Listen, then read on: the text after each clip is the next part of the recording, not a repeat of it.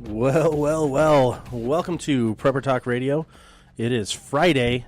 We've got a winter storm warning on the way here in finally in upper, well, I guess the entire state of Utah. And you are listening to Prepper Talk Radio here on K-Talk Media. K-Talk is located at ktalkmedia.com. And we have a sweetheart of a deal going on right now, the Sweetheart Giveaway. This is pretty sweet. Have you've seen this, right? Yeah, I've seen this. So we can't win it, so you guys got to go sign up. You can sign up at ktalkmedia.com, or you can drop a card off here. But here's the deal. It's like the cool date. Get your significant other. You get to go to the Armory shooting range. That's a much better date than most. Mm-hmm. You get to go to Texas Roadhouse. Or Olive Garden, either one. Or Olive Garden. We all know you want to go to Texas Roadhouse. So I'm Olive Garden. And then there's the Spring Hill Suites Marriott stay for your lovely couple. So make sure you get on over to ktalkmedia.com. There's a link in the menu all the way. Follow it along. Sign up. Bottom right. Go in and make yourself merry and have a good time. Save some money. Cheap date. Yes. A free date. Free date. That's the way to do it. Now we've been spending the whole month, in this new year of 2018. We've been spending the whole month focusing on the optimism of 2018. It's the year of opportunity to prepare. Yep. This is still the theme of getting ready, the theme of what you can be doing to better prepare. And it's so crazy because what happened in the news last week, Shane? Are you referring to the warning that Hawaii received? Hey, nuke's coming. Never mind. Missiles coming. This is not a drill. Yeah, so for those of you who are just now hearing about this, a little bit after 8 a.m., I believe it was last Saturday, a text went out across Hawaii, alerting all cell phones in Hawaii that there is a ballistic missile threat inbound to Hawaii. Fat fingers. Seek immediate shelter. This is not a drill. And what we found out since then is that the person who sent that did it accidentally. Well, that's what they say. Since been that's what they say. Moved to a new position in a different department. I don't know if that means they're a janitor in a post office now. I don't know what that means. One seat to the left. Yeah, that you are not allowed to touch the keyboard anymore. This is a big. I'm not going to call it false flag, but I'm going to use it as fuel. Right, I'm going to use it for myself. There's no way this was an accident. Period. Okay. If you ask me. Okay. Of course, in my opinion, but everything I say on here is my opinion anyway, right? So no. This, really? Yes. But Sweet. Okay, now, did you also hear that the following day Japan had the same thing happen? I did not hear that. Yeah. So I don't think this is a coincidence. I think it was orchestrated, but for what purpose? The way I'm going to use it is to better prepare. I mean, what else am I going to say, right? Well, and you could use it to the fact that, it's just trying to get people to think, there's no big deal. You never have to worry about it when it does come across, right? Mm-hmm. It's interesting because I've had friends in Hawaii, lots of friends, and I've got family in Hawaii, and some of them were quoted in the New York Times because of their social media posts and things of that nature. So it's kind of fun to see those go around the world, but all of it comes back to the how ready are you thought, right?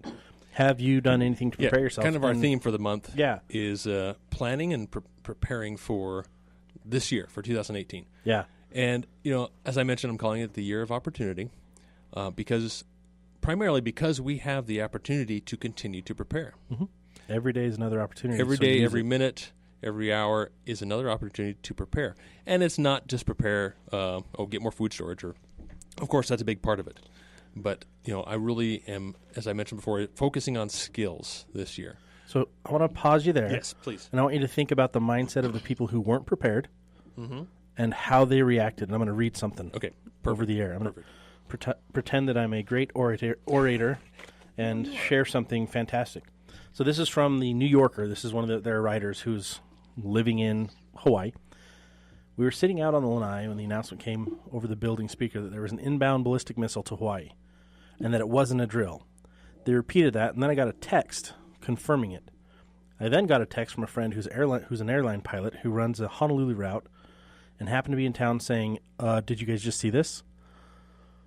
My wife called her friends and on the Big Island to see whether something was going on or if it was just for Honolulu or Oahu. But it was the entire state. She was able to get through, and her friends confirmed, yes, it is for the entire state. At that point, we secured all the windows and all the doors. We started filling the tubs and every container we could with water and texting family and friends. They weren't able to get through.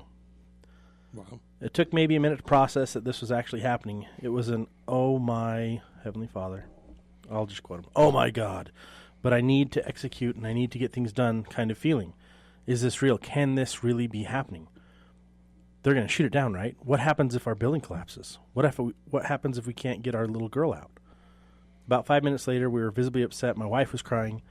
And George, our daughter. George? I'm being Georgina? I don't know. Georgiana? Our daughter wanted to know why. We asked her to come over for a family hug. We explained that we'd heard really bad news and that something bad, very bad was happening. And it had us all really, really upset. I don't think she really understood nuclear Armageddon or ballistic missiles, but she certainly understood that Mommy and Daddy were upset. We continued to fill every container we could find with water for another maybe 15 to 20 minutes. We tried calling people, couldn't get a hold of parents, couldn't get a hold of them. They couldn't get a hold of anybody. I haven't heard that. This is, phone lines started picking up. That's true. Everyone's calling, is this real? What's going on? Yeah, that makes sense. And then 38 minutes later, there's a false alarm of a missile coming to Hawaii. Don't worry about it. Everyone here has been really upset, but, no big deal. Later on in the day, they go out to brunch to drink Mai Tai cocktails and have a good time with friends. Like, no big deal. 1 minute, they're freaking out the next because they're not prepared. But then again, what do you do when that happens? Well, I think it was, part of that story is, they started filling up water containers. I think that's the very first thing probably that you should do, especially if you don't already have a good stash of water, right? So I think that was pretty clear thinking of them to do that, and then immediately start to try and contact other members of the family, right? Mm-hmm. So, I mean, that's I've been thinking about putting myself in this position. Like, what would I? For me, it's like, okay, this isn't real. This is fake. That's my first thought. This can't be real. Okay, that was my first thought. But I think, obviously, what I would do, I would contact everybody. Get home. Everybody, get home. Get here now. What about you? I'd probably do the same approach. For me, because we've been so good at preparing and getting as much things ready for as many scenarios as possible.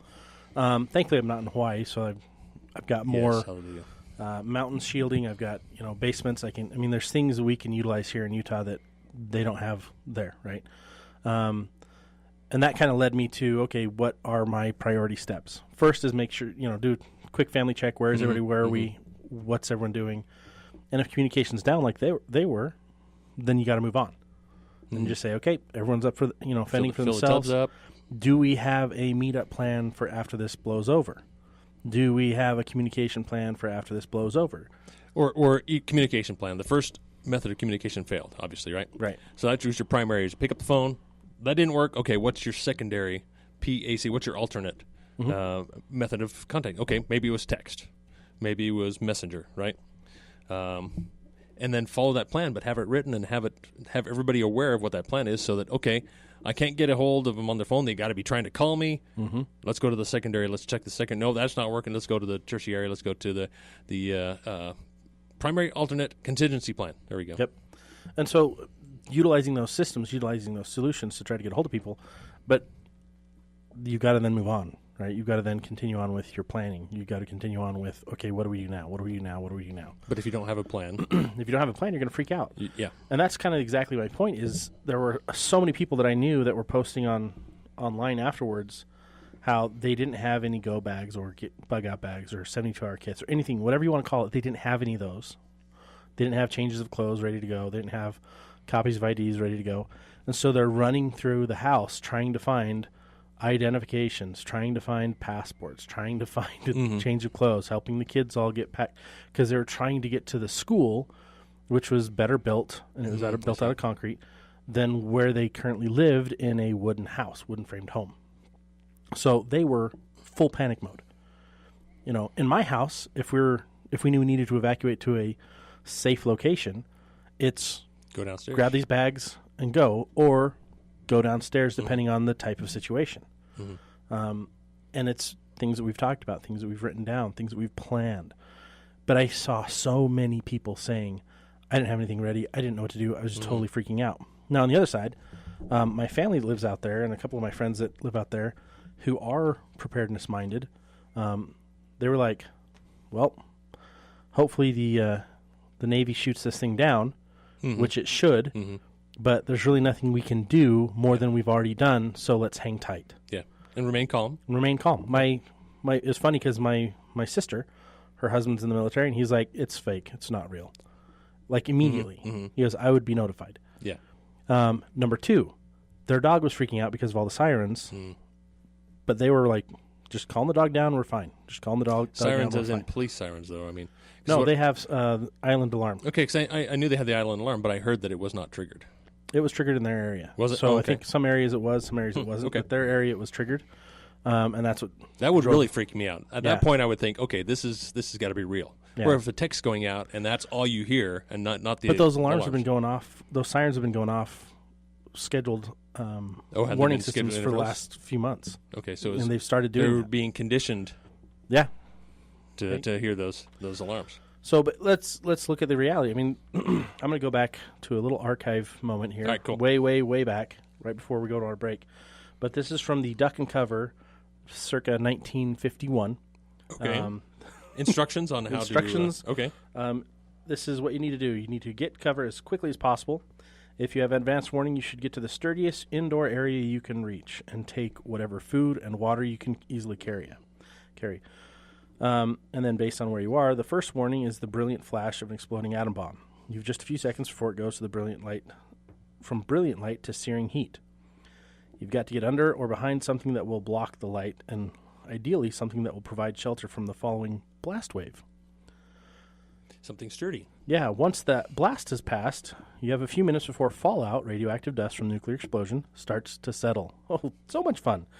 You want to get or stay indoors with as much mass, walls, roof, etc., between you and the fallout as possible. Basements are good.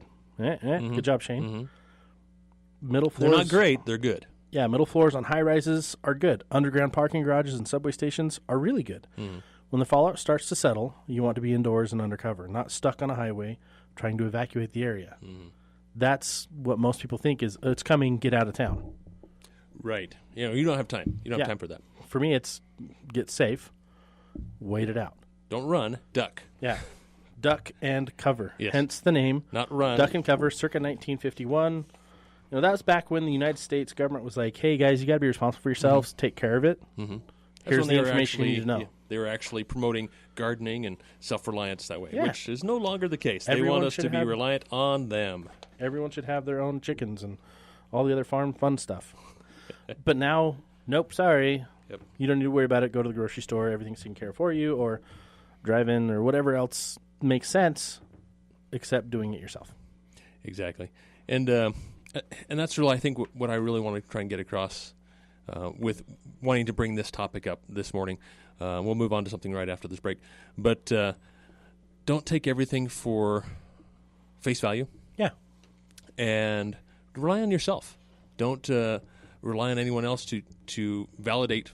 Like this, we did our own research to go and look, okay, what is this all about? And try to learn and not just have people tell us what we think it's about. Obviously, that's what we're doing right now is telling you what we feel it is. But listen to everybody, what they say, and the different opinions. And in my opinion, this was staged for a purpose. What that purpose is, we need to think about for yourself.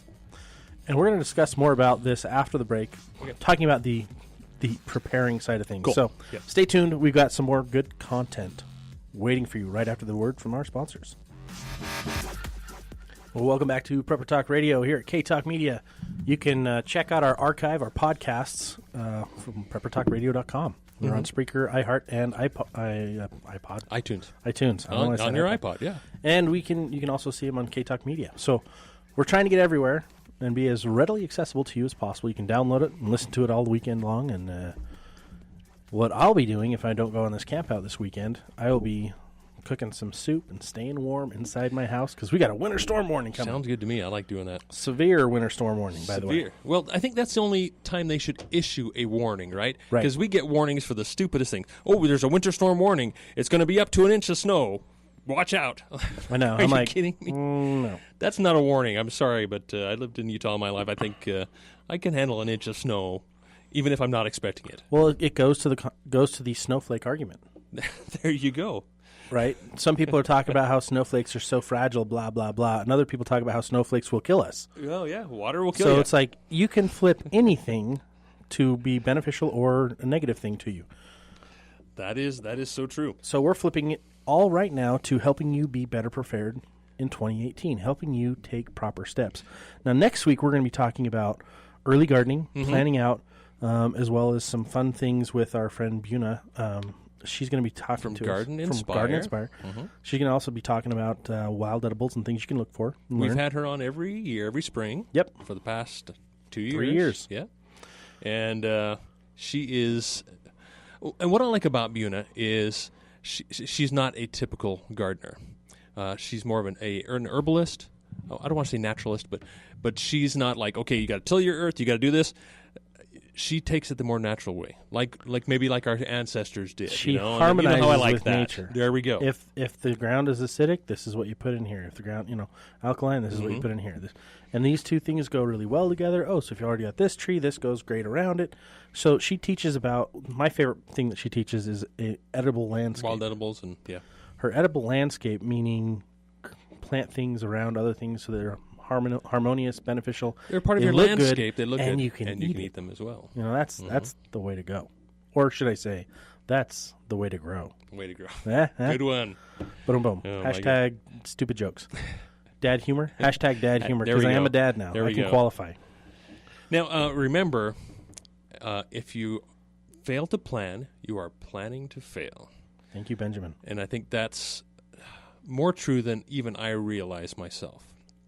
And when we say plans, it's not like, okay, I've thought this through. No, I've thought this through. I've got it down on paper. I've shared it with my family. We've practiced it. That is truly a plan. Yep. Everybody knows it. Everybody knows what their role is.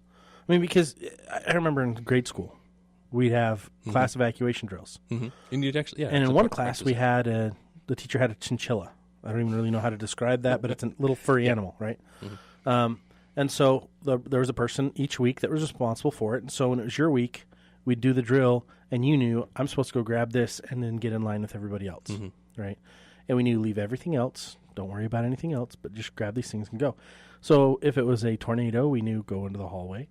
If it was a fire drill, we knew to evacuate the building. And so we'd go through those plans, and everybody knew what they were. And then you get to high school, and you don't do those. Except maybe once a year, and when you do, it's like, oh, free time for everybody to party outside. Hey, you're the cute girl. I'm going to talk to you, or and it's just I think there's no real structure to it. It's just get everybody beyond a certain line because no one's paying attention. And I think what was great about that definitely took me back to my years in elementary school and such, where it was like, okay, fire drill, no fear, just calmly, get in your line, and this is the route you take. And it was regular. So if there was an actual fire, there would be very little to no panic. It would be a very calm process, and that's really the goal that what good planning does. Yep. But in high school, we had to convince people to actually get out of their seats. Yeah. Oh, it's just a drill. It doesn't matter. I'm not leaving. And then when an actual fire alarm would go off, they're like, oh, it's just another drill. It doesn't matter. Well, there wasn't an announcement. We weren't told that it's the drill, so it could be the real thing. You might want to get out of there before you get burned to a crisp. I'll know if it's coming because I'll hear the fire. Okay, then what? You're in a building with you're in a room with no windows in a building with one door to get into the hallway, and a 100-yard dash to get out of the building. Good luck with that. Well, that's why this is radio for the ready-minded, right? Because not everyone has that mindset of, I need to be ready for this. Why would I need to be ready for that? Because it's common sense, and that's definitely lacking nowadays. People with common sense. Yeah. So when you're putting together your plans, we've talked about this before. Make sure they're written. Make sure they're readily accessible. Put them in a binder or multiple binders so that everybody has their own binder in your group, and they know what your communication plans are. They know what your evacuation plans are. They know where your meetup locations are. And then put your important documents in there as well. But just have some kind of system that works for you. Yeah, if you have it on an electronic device, I wouldn't recommend that. It needs to be, like you say, print it out, put it in a binder. If it doesn't, and this is me again, my mindset, if it doesn't exist on paper, or if it doesn't exist tangibly in your hand, it doesn't exist, period. Whether that's your plans or whatever, wealth. Because you can put all these digital backups on a thumb drive. What if you can never find somewhere How can you access that? Export it to, right? Yep. So it's good to have. I actually have one, and I recommend it. But it's redundant with my paper copies. Exactly. So make sure you're doing that. Make sure you're planning that way. It's interesting. Like my wife and I have been talking more and more about what if something happens. How do we make sure everybody else in the family is okay? And that goes back to the communication plan. You know, what is our primary method of communication? Phone, right? Call, text, Morse code, right? How many people in your group or family have radios? Sadly, I think I'm the only one with the radio that knows how to use it. The other problem we have is none of us are ham licensed or certified, so we don't have ham radios as a backup. And we're far enough away that our little whatever they are, FRS, the Family Radio Service radios, it won't go that far. So we've got to have alternate solutions. And I think the problem with that is that everybody's got to be on the same page, right? Every family has to be on the same page. Okay, we're going to go to the expense of getting these radios for communication because communication is kind of important. Yep. Otherwise, you kind of have to leave them out of your plans. And that's my opinion. You do. You really do. And so we've been trying to figure out how we're going to do that with extended families. And so we're actually working on trying to get a weekend where everyone's together where we can go take a certification class for ham at the same time. And then I can really drive home, okay, now you got to get your radio, now you got to get your radio, now you got to get your radio, so that we're ready and we can practice. And I want to do monthly call-ins with the whole family. That's part of the planning for this year. That's part of my goals for this year. And that's what every ham radio club does. They have their weekly or monthly call-ins where they test their equipment, where they test their signal, and communicate messages and planning. So, and there's no reason why us as families, if we feel this is important, shouldn't be doing something similar. I know it's one more item to add to the checklist. But it's such a simple, quick thing. Like it can be. A 10-minute check-in once a month. Once you're set up, then absolutely. No big deal. It's getting to where you can do that is the hard part. Right. You have to invest some money to get radios. You have to invest some money and time to get certified, to get your license. I should say, not certified, but to get your license. Because if you don't have a license, you hop on your ham radios, what happens to you? You know, I don't know exactly, but there are methods that they can track you down. Triangulate your location. You can be tracked down. Which is incredible. But I have not researched what would happen to you. But in an SHTF situation, I don't think that would be a big deal. But if it's an invasion scenario, someone could use that to triangulate your position if they know what they're doing, which I'm sure the Army would know. That Army, yes, whoever that is invading, whoever that force would be. And I'm assuming that everyone here knows that it's not going to be an alien invasion. Well, how do you know? I'm just saying it's not. It could be the Chinese. Putting it out could there. Could be the Russians. They're aliens. Outer space alien. You should see Scott's face. I just gave him the I know what he's talking eye rolling of death. That was awesome. I about died there, yeah. Okay, so back to planning. Yes. Prioritization. Okay, we had the scare in Hawaii. Hopefully this is helping you. But the same thing happened in the fires in California weeks before. And the same thing happened in the fires in California months before. The same thing happened with the hurricanes in the south before that. And the same things happened with the dam in Northern California before that. But what are people really doing? And just because they happened last year doesn't mean they won't happen again this year. Absolutely. Or something similar. So you're not off the hook, and I'm not off the hook, to be aware and prepared. Absolutely. Now, going on to the emergency rule of 3. Okay. Perfect. Air first, right? If you can't get air, then you're kind of screwed. But that's mostly to get out of water. But that does apply to the nuclear rule and the fire rule, is having a provision for air, whatever that might be, whatever your situation might be. Yep. And then from there, shelter. Yep. Now, water, food. And I love shelter because it's so simple, but everybody overcomplicates it. Okay. Right. Everybody's like, I've got to have a bug out location, a big building I can go to, somewhere else I can go to, right? Where it's simply this. It could be another layer of clothing, right? That's shelter. A tarp. That can be used for shelter. You want to eliminate the effect the elements could have on you. You need to get warm. Fire. Fire is shelter. So, and oftentimes, you're always talking about layering. Absolutely. I think I hear that more from you than anyone else. Well, I think not only is layering appropriate with shelter, but layering is appropriate. What I'm getting at is layering is not only for shelter, but it's also for gear and equipment and preparations. Right. And so the more layers you have, the more prepared you are, the more comfortable I am. Mm-hmm. And so I think that's where my brain turns towards, is that's what layers mean to me. Layers are layers of preparation, but layers of clothing obviously as well. So it's definitely symbolic, I guess you could say. Layers. Yep. So getting back to the rule of three, after you've got your shelter, then you got to focus on what? On water. Water. Mm-hmm. Which that's what this family did in the New Yorker. Yeah, they focused on that. They had their structure. They were going to stay inside. Mm-hmm. They're hoping that they were going to be safe, and they were packing up all the water they could. Now, hopefully they also had other supplies in the home. They had more than a 3-day supply of food in the home. Mm-hmm. I mean, sadly, less than 70% of the United States have more than a 3-day supply of food. Mm-hmm. And that was from 2007 that I found that out. Wow. So I don't think it's gotten any better. I think it's probably only gotten not worse. We would hope that with awareness, you'd be more prepared that way. But and I think Utah's probably a little bit higher. Well, and there's so many programs, even here in Utah, there's so many programs for kids especially, that the schools know that they're not going to get fed over the weekend for a lot of these kids. Mm-hmm. And so they have That's true. programs to help get the food to the kids so they can go home and have something to eat over the weekend.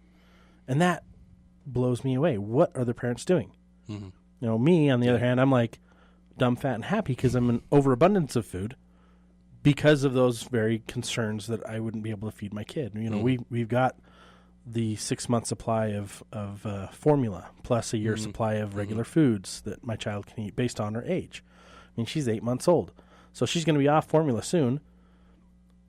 We've got it. We've also got powdered milk for when she can do regular milk. Heck, you can even drink the formula if you need. I can drink it. I've drunk it. It's gross. It is. It is the most bland. Why do you feed that to your kids? And she loves it. Mm-hmm. I don't get it. But then again, I'll eat SOS ration bars because they taste like sugar cookies. Probably because she hasn't had sugar yet. She has, and she loves it. Ice cream is her favorite. Oh, I see. Okay. My wife did that. Cut it out. Jess, don't do it. But the crazy thing is we've got it and we're ready, and so we feel more at peace. And that's the point that I'm trying to bring it all back to. I understand what my emergency rule of three are, the survival rule of three. I understand my ready radius. I understand how I'm going to get home, when I'm going to get home, what I'm going to do to get home to make sure my family's okay, and where our rally points are. And the people who are freaking out are the people who don't have those things ready yet. And that's okay as long as you start working on it now. Yeah, and I think the basis is, we don't want to just survive, right? Yes, you have to start with these items to first survive, but then our goal is to thrive. Yes. In these situations. And I think that's where I put myself now is, I've always said that I don't fit in. I don't feel like I fit in because conversations about average and normal things, I'm just not interested. They seem mundane and I just might glaze over, just like others glaze over when I'm talking about preparedness, right? Yeah. That's what happened. And so it's changing that mindset to thriving in a difficult situation, not just thriving in every day. That's I wouldn't say that's easy because you got your job, you got to work hard, right? But thriving in a difficult situation, excuse me, is really, in my opinion, not that difficult. It's all about mindset. Yes, you need to have the food, the water supplies, the gear, the shelter, and those types of things. But thriving at that point becomes a mindset.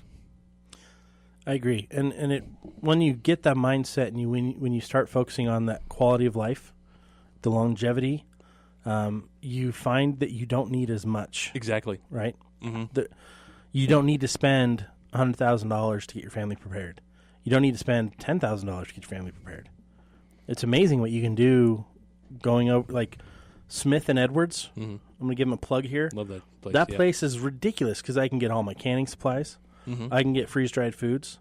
And there's different types of brands there. I can get all my cooking stuff. I can get anything I need for survival. There, yeah. They've got sprouting stuff there, and it's good quality, and I don't have to spend an arm and a leg to get it. But then I can get all my seeds, and then I can go grow my stuff, and then I can pull seeds from what I've grown. Learn how to do that better and be more effective. But seeds are the cheapest thing you can do for survival, as long as you plant them and grow them and then harvest, and then you get seeds from what you've harvested. That's renewable. Yeah, it's that, again, that mindset of are you prepared to do that, and what's your desired level? Is that something you want to do, or you say, I think most people only have 3 days of food in their cupboards because they have no desire to have any more than that. They want to be taken care of by the man. I mean, that's what I'm thinking is, I don't want to be taken care of. I'm the one who takes care of my family. Or do they not buy it because they don't want it to go bad because they go out to eat all the time? There we go. Yeah, that's another aspect too. I have been there, but I still have my food storage. But I have been there where I'm like, oh crap, I bought a pack of lettuce and it's bad.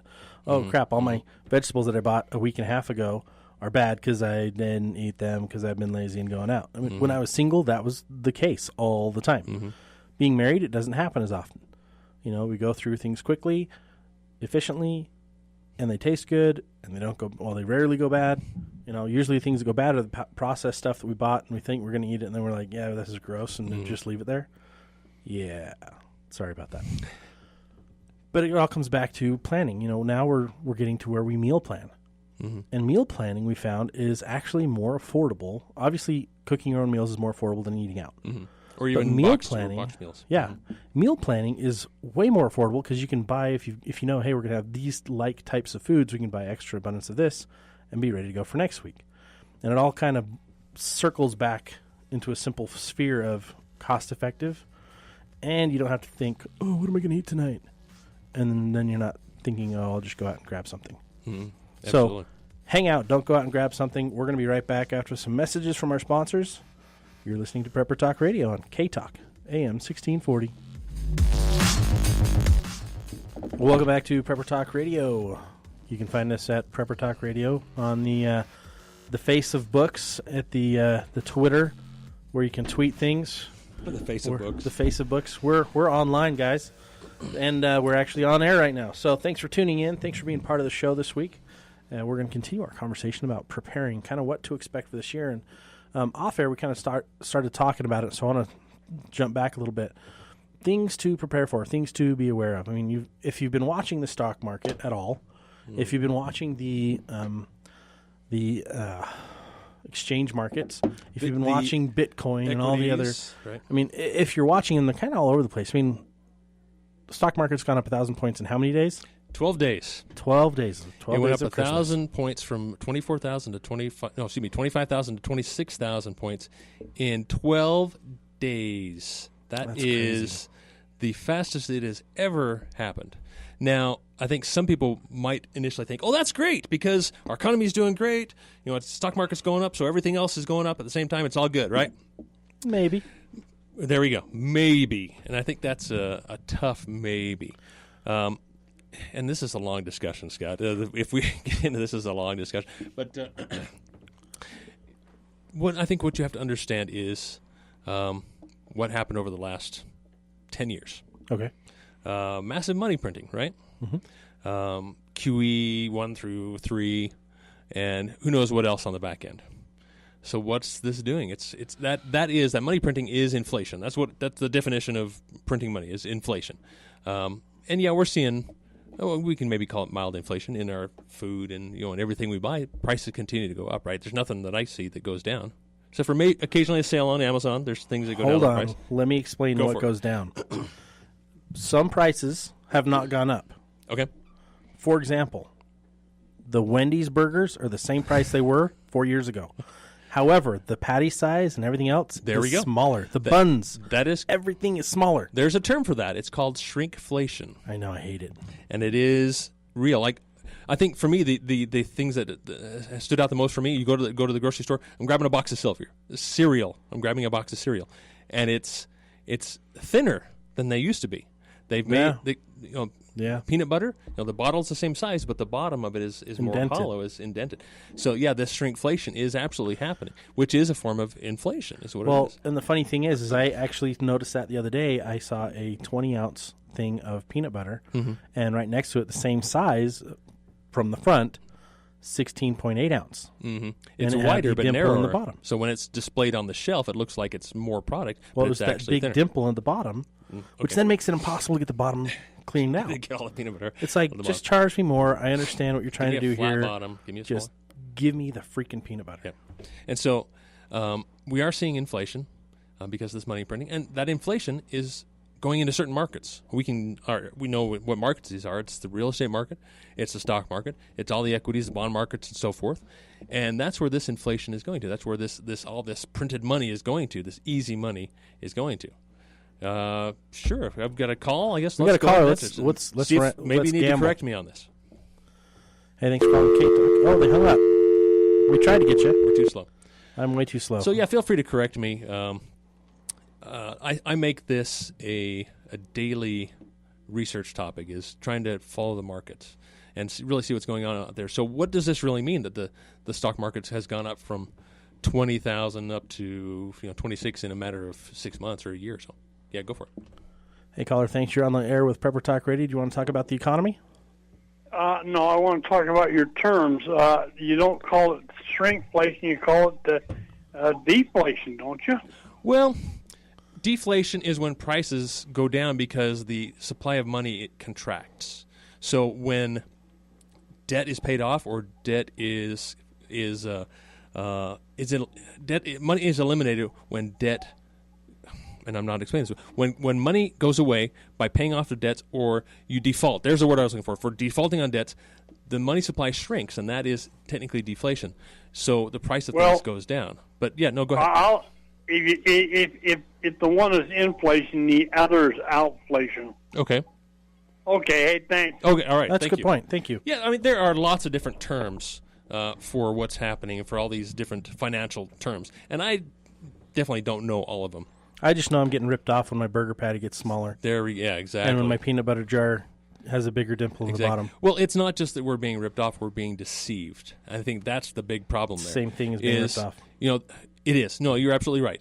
Inflation is being ripped off. It is robbery. And so are taxes, by the way. But anyway, so taxation is theft. Taxation is theft. I love theft. It's so fun to get my money stolen every paycheck. Oh, I know. And I'm definitely feeling it this last year. But anyway, so trying to stay on the same track. Okay, we see the market's going through the roof. Does that mean things are good, or does that mean the absolute opposite? I think for most people who are not digging and looking into what is causing this, it means, things are great.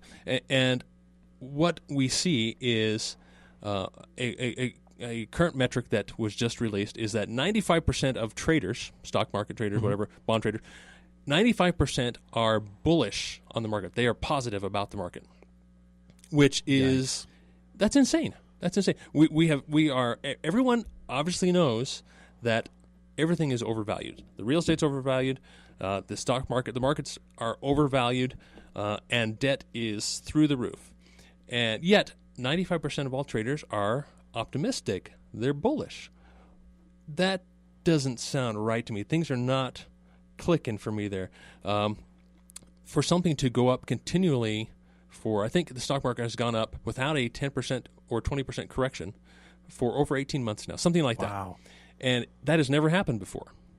So if you really dig into the metrics, which, again, I'm not a professional on this, and it's taken me a long time to try and understand what's going on because it's very confusing, that things are not what they seem.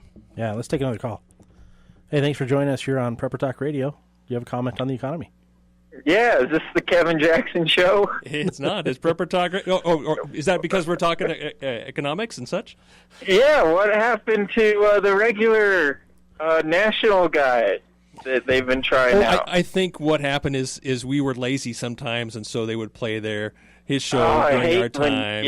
And so, but that's are you guys just on Friday? Us. I think we're only on Friday from 2 to 3, and I think they're right after us from 3 to 4. Yeah. So. Oh, okay. Yeah, they do put on a good show though too as well. So. No, it's good that you guys are on too.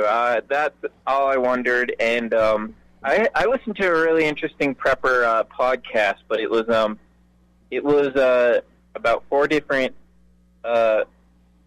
people were on the podcast, and it was on the Mormon Expositor website. It was kind of more of a preppers from LDS perspective. Okay. I'll have to check it out. So it's pretty entertaining. Yeah, you should check it out. Anyways, thanks, guys. See ya. All right, thanks. Yeah, we try not to be too entertaining. We try to be more informative. So when he says 4 people, I'm wondering if it is Are We Prepped Yet? Because there's 4 announcers on that. I think they're all LDS, and they're very funny. it's very slap in the face type. Yeah. Funny, kind of like. I mean, we've had casual preppers on before, and they throw in a lot of comedy. Very entertaining show. I'm not that funny, so we talk about as many facts as we can. My kids think I'm funny though, so that's all that matters. Dad jokes, right, kids? Anyway, so I guess back to the economy real quickly. It's a fickle thing. The economy is a fickle thing. It's very delicate, and I think most of us think it's very robust, but because of a lot of reasons, which we don't have time to get into, that if one little thing goes wrong, everything can go wrong. And so for 2018, again, calling it the year of opportunity, it is the opportunity to save up money, to get out of debt, to prepare yourself for the decline of the economy. And that can show itself in a number of different ways. The value of the dollar index is going down. Yeah. And it's going to keep going down by a lot of the professionals I listen to. It's going to continue to go down, which means we get less for our money, for our currency, for the dollar. If there is a sharp decline, it all goes back to the law of the harvest. I mean, we'll have the good years, the feasts, the plenty, and that's the time where you should be putting away for the rainy day. Yes. Right? So we're all pre-rainy day right now. We don't know when rainy day is coming. This is a great opportunity time while the economy appears to be good and is working in our favor. And for many of us, it is. Yeah. I'm having probably the best year in my business as I've ever had. And so why wouldn't I have a positive outlook that this is going to continue? Because all good things, this can't continue. And this has been my experience. I had great years before the last crash, and then it did not continue. And so I expect the same thing to happen. So, yeah, just like you brought up the law of the harvest, love it. Yeah. Love it. Totally applies in our situation. Let's bring on another caller. Man, we're getting a lot of calls. Thanks for joining us. You are on the air with Prepper Talk Radio. Want to talk about the economy? Yeah, just a little bit. As long as we have a Federal Reserve, it's no good. Amen. Yeah, that's a great point. When you get right down to it, as long as they're still out there and they're still have the power that they do, they can. I mean, booms and busts, or they're bread and butter. Yeah. That's right. So, and the only way always has been. You're absolutely right. And the only way to correct this is to start over again. Is a complete reset. Reset the system. Hey, thank you for your call. Yeah, you betcha. Yep. We had another one that came and went, but how much time we got left there? We got about 5.5 minutes. Let's take this one last caller. Thanks for calling K-Talk. You're on the air with Prepper Talk Radio. Hello? Hello? Yes, go ahead. You're live. We got you. Okay. I've noticed that at the grocery store they've changed the size of like a tuna fish. It used to be a 6 and a 4th ounce. Now it's 5 ounces. Yeah. It's the same price. Yep. And the yogurt was 6 ounces or 8 ounces, and now it's 6 ounces. Same price. And ice cream, same thing. They've all cut them down. Yep. So you think things are the same, but they're actually getting worse. And I think that's absolute key is if your eyes are open and you can see what's happening around there, then you can put all those puzzle pieces together, because it is very confusing, very puzzling on what's happening out there. But it takes the right mindset, like I was saying before. Yeah, you got to be in tune and aware. Thank you for your call. Appreciate it. Sure. It's funny because that got me thinking about soda, right? What's going on in the soda market? They're now making all these smaller cans to be healthier for you, but they're only like 3 cents different, right? They're like minuscule amounts of money less expensive than the other normal ones. And they're trying to get everybody, hey, this is healthier, do this, so that they're spending less money to get you on the same product. And so keep this in mind is whatever you hear out there, the opposite is probably true. Except for our show. If it comes from the mainstream media, if it comes from those who would sell you something, right? Let's change the name of that. If it comes from the marketing media, okay, there you go. Then it's a marketing pitch. They're trying to get you to buy their crap for some reason, and the truth is probably the exact opposite. Am I allowed to say crap on the radio? I don't even know. I'm assuming I can because I haven't been fined yet. So I guess the takeaway from this little segment is how to prepare for financial troubles in 2018, because I think they're coming this year. And when I say they're coming, they're going to be more apparent. They're going to be more obvious. Like what's happening now is the crimes of these elite are coming into view, right? The people, even the common people who watch the mainstream media, are starting to see wow, did that really happen? And being awakened. And so I think in this year, people can't be fooled as much as maybe we have in last year's as to the state of the economy. Is people that are like, oh man, I can't believe that happened. No big deal is kind of the response that I get from a lot of people. Well, everybody messes up, or it's okay, we can get through this. And people don't give it the value that it deserves. Mm-hmm. They aren't offended to the value that they should be, but yet if you cut them off on the road, they will go to no end to make you suffer. Mm-hmm. Mm-hmm. Where's our prioritization? And I think that's one of the marketing media's final focuses right now, is to get us so confused about what should matter and what does matter. I think the right word is brainwashed. Brainwashed. Yeah. Confused, brainwashed, very much the same thing. So, you guys have been listening. We appreciate you listening. This is Prepper Talk Radio. We're out of time. Man, this is one of those times I wish we had a longer show. Yeah. Tune in next week. We're going to be talking about planning again for the 2018, and it'll be focused on the growing and eating phase of planning. It's going to be yummy. Love it. See you guys next week.